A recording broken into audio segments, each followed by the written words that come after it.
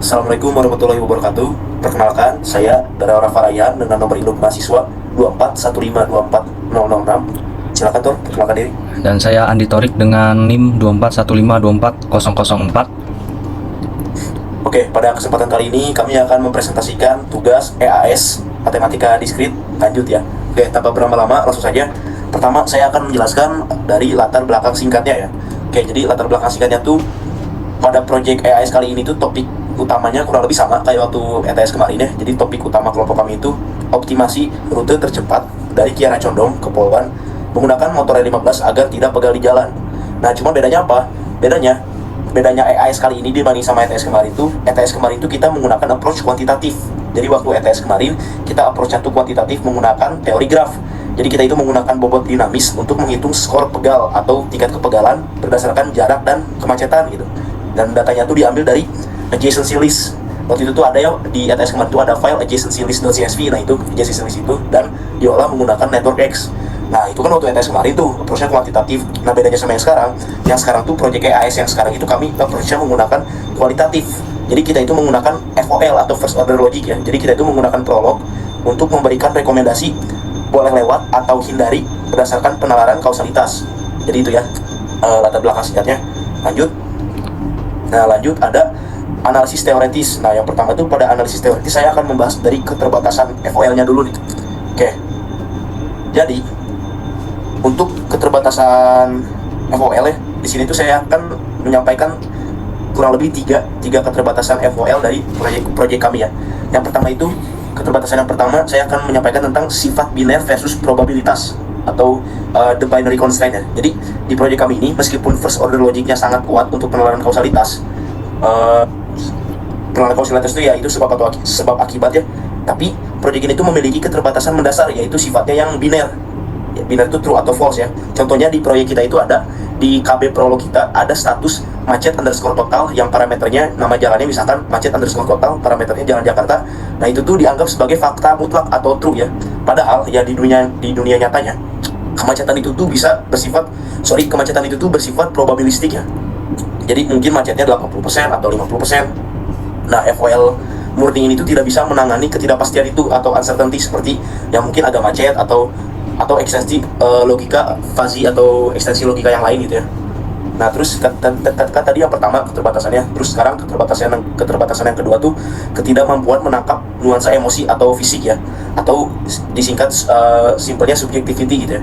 Nah, jadi FOL bekerja berdasarkan aturan kaku. Nah, jadi sehingga sulit untuk memodelkan variabel subjektif seperti rasa pegal itu. Nah, jadi sistem yang kami definisikan pegal itu tuh hanya berdasarkan variabel fisik. Contoh variabel fisik itu ya ada tipe motor, terus macet gitu ya. Nah, contohnya di proyek kami itu sistem tidak tahu apakah pengendara sedang kurang tidur atau sedang sakit punggung atau mungkin sedang bad mood ya. Jadi ada fakta di proyek kami itu fakta pengendara underscore lelah terus parameter nama pengendaranya siapa gitu. Misalkan pengendara underscore lelah parameternya Darel gitu. Nah, di prolog itu kan skalarnya on atau off ya. Padahal yang kelelahan manusia itu adalah spektrum yang dinamis gitu. Jadi akibatnya rekomendasi sistem mungkin terlalu kaku gitu bagi kondisi manusia yang berubah-ubah. Nah, itu tadi yang kedua. Terus yang ketiga juga keterbatasannya yang terakhir, yang ketiga ada keterbatasan temporal atau waktu dinamis. Nah, maksudnya apa? Jadi logika dasar prolog itu bersifat atemporal atau tidak terikat waktu. Nah, sedangkan fakta yang ditulis di KB itu dianggap benar selamanya sampai diubah manual. Nah, contoh di proyek kita tuh kami harus membuat skenario khusus kayak pagi atau sore secara manual gitu. Sistem itu tidak bisa secara otomatis tahu bahwa kayak jalan Jakarta itu macet di jam 7 tapi lancar di jam 10. Kecuali kita memprogram variabel waktunya yang sangat kompleks ya. Jadi itu keterbatasannya ada 3 ya yang tadi udah saya jelasin.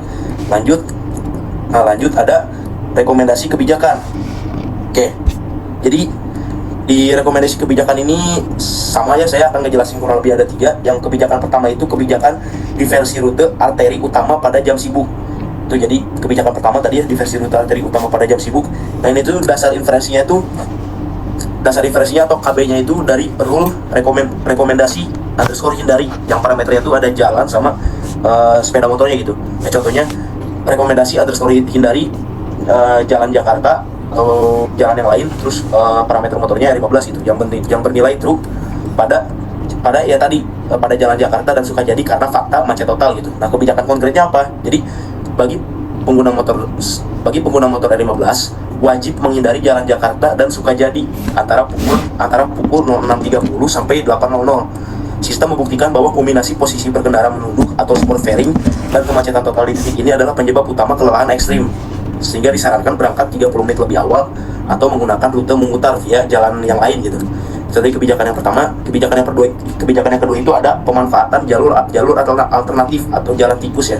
Itu tuh kebijakan yang kedua ini dasar inferensinya atau KB-nya itu dari rule rute underscore aman ya, di proyek kita tuh rute underscore aman, terus parameternya jalannya yang bernilai true pada Jalan Babakan DC dan Sutami karena fakta status lalu lintasnya lancar gitu. Nah, jadi maksudnya tuh kebijakan konkretnya adalah validasi penggunaan jalur alternatif seperti Babakan DC dan Sutami sebagai rute standar, bukan sekadar cadangan ya.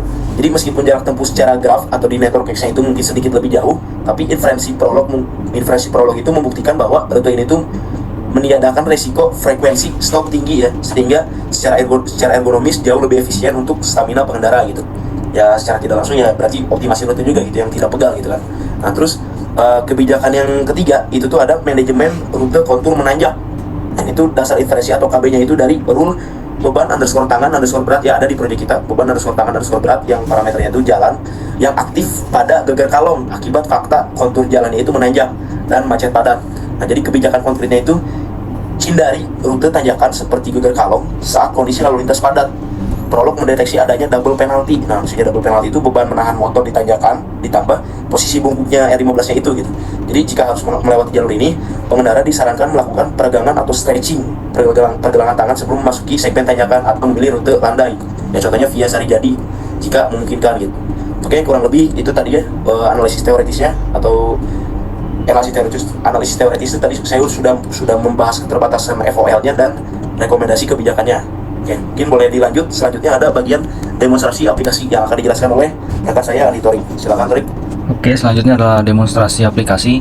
Jadi di sini saya akan mendemonstrasikan dan menjelaskan bagaimana si UI ini terbentuk dan menjelaskan struktur FOL-nya. Yang pertama saya jelaskan terlebih dahulu bagaimana UI-nya ini. Nah, di sini pertama-tama ada beberapa bagian yang penting yang harus saya jelaskan dulu mengenai load graf data. Jadi kami menggunakan graf yang sudah pernah dibuatnya untuk dimasukkan ke dalam UI di sini, kurang lebih seperti ini.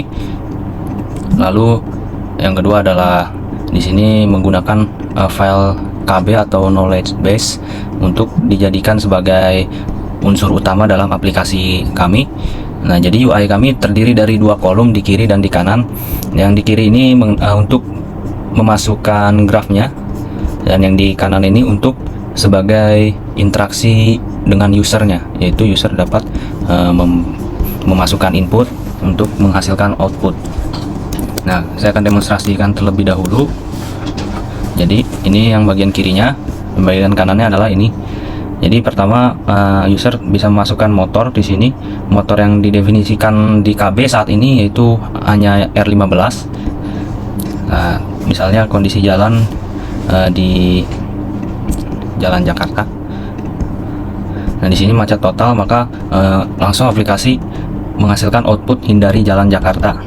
Nah, hasil ini dihasilkan dari berbagai operasi di FOL yang ada di file KB ini. Nah, jadi file KB ini isinya adalah fakta-fakta, aturan-aturan untuk mendukung output dari aplikasi kami. Jadi akan saya jelaskan singkat saja beberapa aturan. Contohnya di sini misalnya rekomendasi untuk hindari ini dihasilkan dari ketika beban tangan berat menggunakan jalan tertentu dan motor tertentu. Dalam kasus ini adalah R15. Nah, di sini misalnya tipe motornya adalah sport fairing dan kontur jalannya menanjak dan status lalu lintasnya adalah tidak lancar. Nah, di sini akan menghasilkan true di sini di beban tangan berat. Nah, maka dia akan juga true di dalam rekomendasi hindari.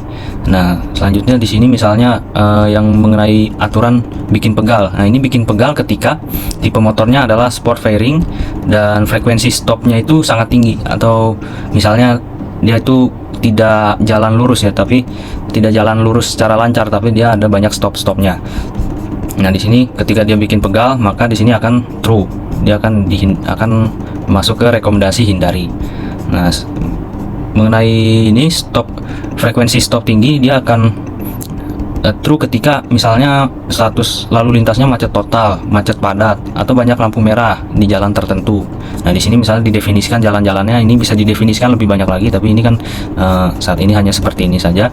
Dan ini status lalu lintasnya di berbagai macam jalan didefinisikan secara mutlak di sini. Oke, jadi sekian demonstrasinya. Lanjut ke kesimpulannya. Oke, jadi kesimpulannya, proyek ini membuktikan bahwa navigasi cerdas tidak harus selalu tentang jarak terpendek secara kuantitatif, tapi juga bisa tentang kenyamanan maksimal atau secara kualitatif dengan kalimat-kalimat aturan seperti tadi. Jadi dengan proyek ini kami dapat menerjemahkan data, mengubah data fisik jalan seperti macet, tanjakan menjadi keputusan logis yang manusiawi. Terus kami juga memberikan alasan dari sistem tersebut, alasan mengapa harus melewati atau menghindari jalan tersebut, jalan yang diinputkan oleh user. Oke, jadi sekian kesimpulannya.